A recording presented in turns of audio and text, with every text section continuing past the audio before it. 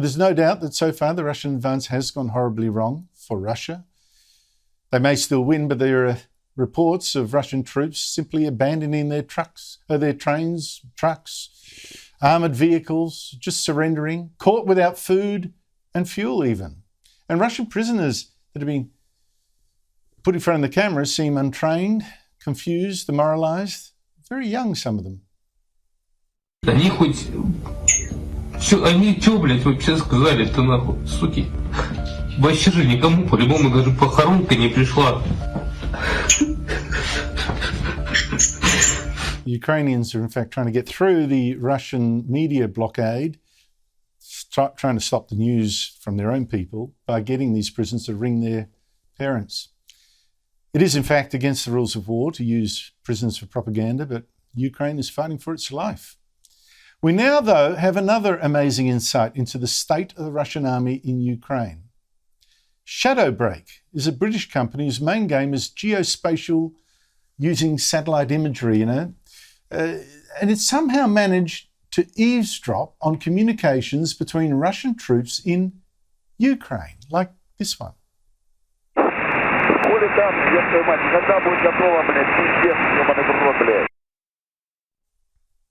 Joining me from Dubai is Samuel Cardillo, a young entrepreneur and founder of Shadowbreak. How many recordings have you managed to get? At this time, we have a few hundred hours and a few hundred files, actually, as well, of recording. And it's still ongoing because they're still talking on open comms. You would expect the modern army to have encrypted communications, secure lines, that someone like you couldn't just butt in and have a listen. What's gone wrong here? Honestly, it's a great question. As you said, in 2022, you will imagine that the Russian army has equipments, encrypted communication, because it's the standard for a modern army. And we hope that not the whole Russian army is talking on open comms, and it's some very specific units that are in. But I think it's mainly a logistical issue that those units were sent on the ground without the proper equipment. Vladimir Putin's Russian army could soon suffer the most humiliating defeat in the northern front in Ukraine. Now, this news is not confirmed. The Ukrainian army is keeping quiet, understandably, and they may yet fail. But there are now signs that the Ukrainians are close to cutting off part of Putin's army that's trying to encircle the capital, Kyiv, and starve it to death. Now, the Ukrainians have actually counterattacked to the rear and to the west of this advance, almost cutting it off and reportedly having now clear sight of the supply lines, which means they can blow up Russian trucks bringing in food and ammunition. Again, this is not confirmed. It's chatter from journalists, etc. But the British do say, the Ministry of Defence says, there has been a counterattack. And a Pentagon spokesman says, yes, many Russian soldiers are now suffering from hunger and frostbite. In fact, Ukrainian intelligence yesterday released audio of a Russian officer from another front, saying half his soldiers, were now frostbitten. And this is starting to look like Napoleon's disastrous invasion of Russia. Some Russian propagandists are now so angry at these setbacks, they're unhinged. Let me now play you a clip of a prominent commentator who heads the Expert Advisory Council, the head of the Russian-controlled Crimea, which Russia stole from Ukraine. Here is ranting on government-owned Russian TV without anyone on the panel contradicting him. He's threatening Europe with nuclear bombs if it intervenes. В Европе надо передать простую вещь. Вы получите ядерный удар по территории Европы в случае, если вы соберетесь там с какой-нибудь миротворческий контингент НАТО создать, в случае, если вы соберетесь его куда-то там вводить и прочее, да, это будет ядерная война. Это было и сказано французским это будет ядерная война, вы должны это февраля. понимать. Значит, храбрые поляки, от вашей Варшавы не останется за полсекунды ничего. We thought Melbourne's lockdown was harsh, but nowhere have lockdowns been as brutal as now in Shanghai, China's largest city. China's dictator has insisted zero COVID because he's been boasting that dictatorships are better than democracies in locking down and beating this virus. And up to this point, it's worked. But now, and there's also got another problem, of course, China's own vaccines are weak and vaccination rates not good. Well, as you get in a dictatorship, Shanghai officials have gone really hardcore to please the boss. They've been building walling off building complexes. If a building has even one infection, in some cases everyone inside could be shipped off to quarantine camps that have been built in sports grounds, for instance. People who fight back face extraordinary treatment. And now some areas of Shanghai have even been told no deliveries at all, not even of food, for 2 or 3 days. And any delivery men caught not following orders can get beaten.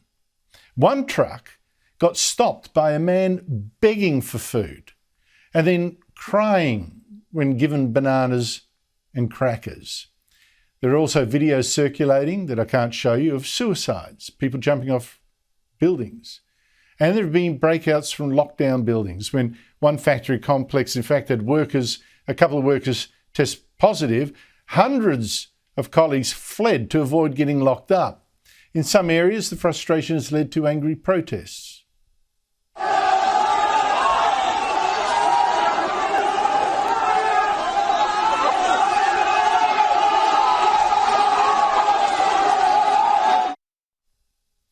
Joining me from Shanghai is a resident there, Dutch freelance journalist Jaap Grolleman.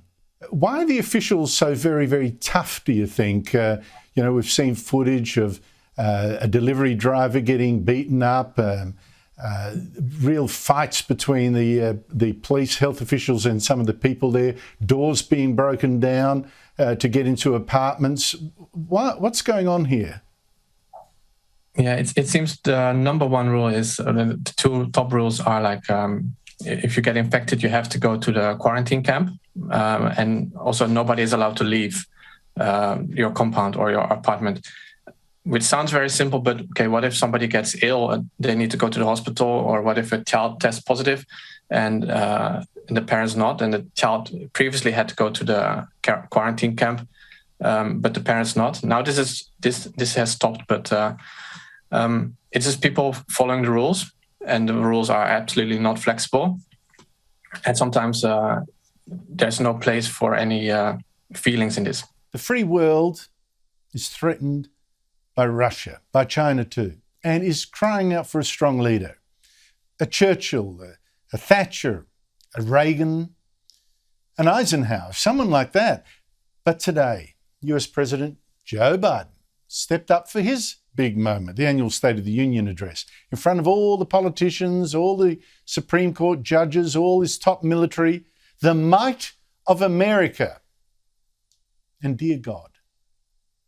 Now, it's true, I don't like Biden, I don't trust him, I think he's weak, but the threats today are so great, Ukraine in particular.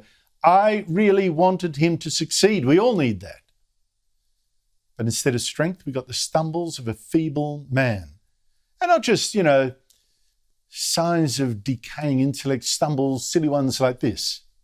You can't build a wall high enough to keep out a vaccine. The vaccine can stop the spread of these diseases.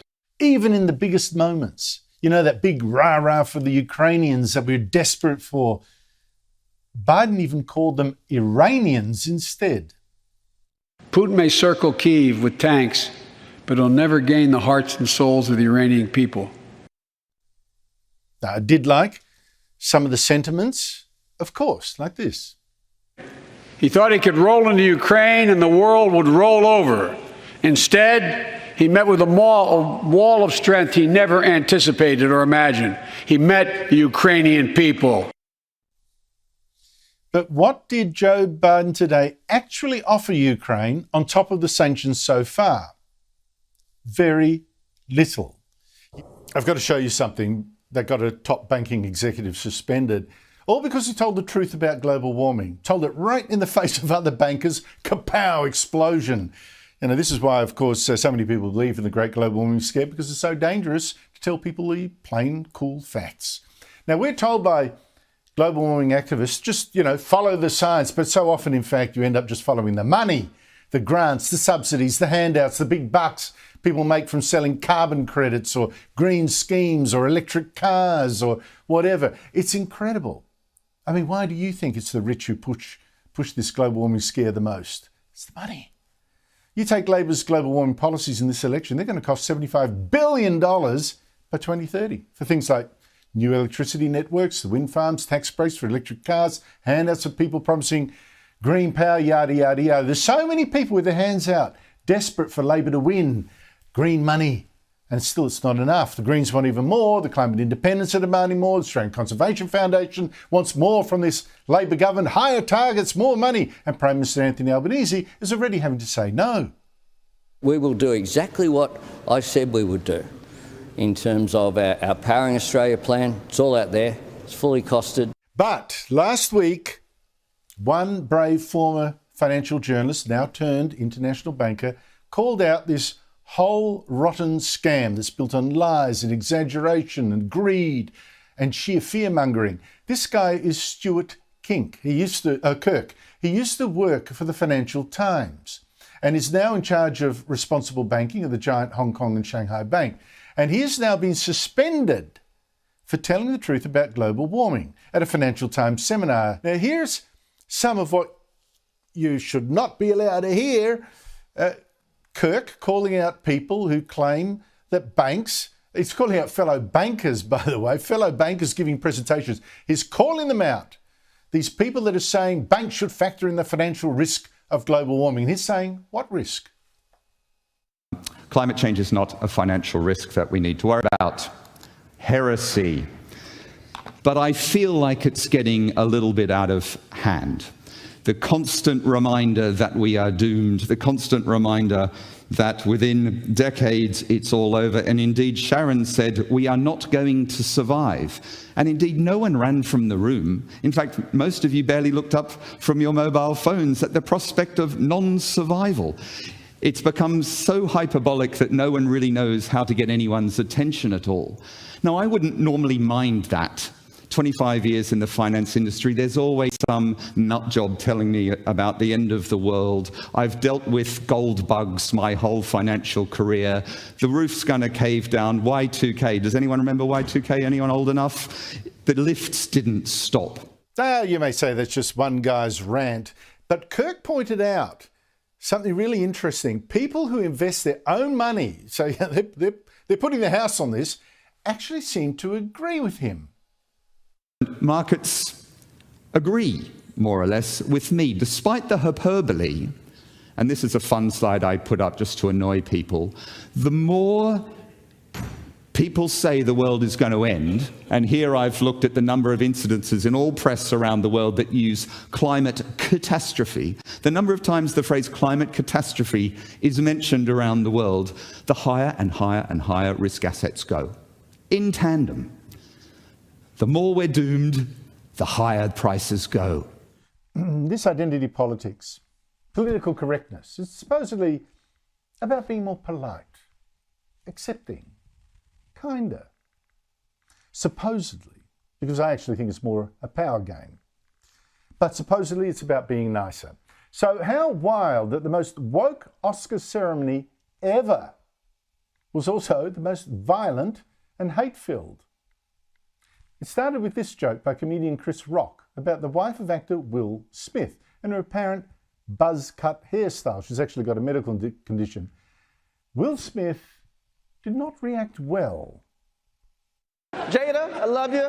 G.I. Jane 2, can't wait to see it. All right?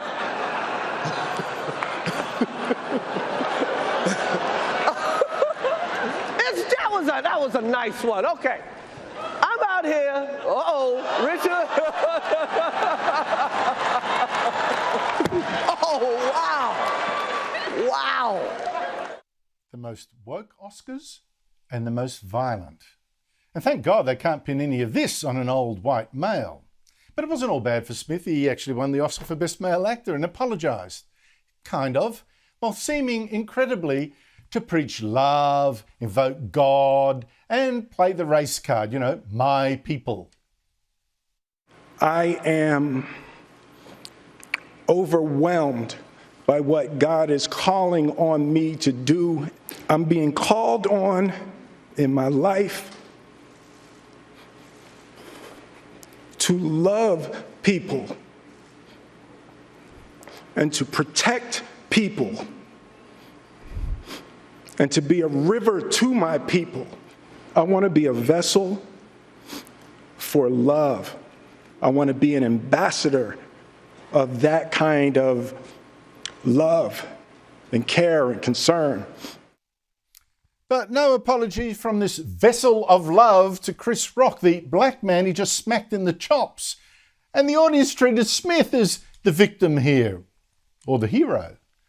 I tell you, this woke world is getting wilder and nastier.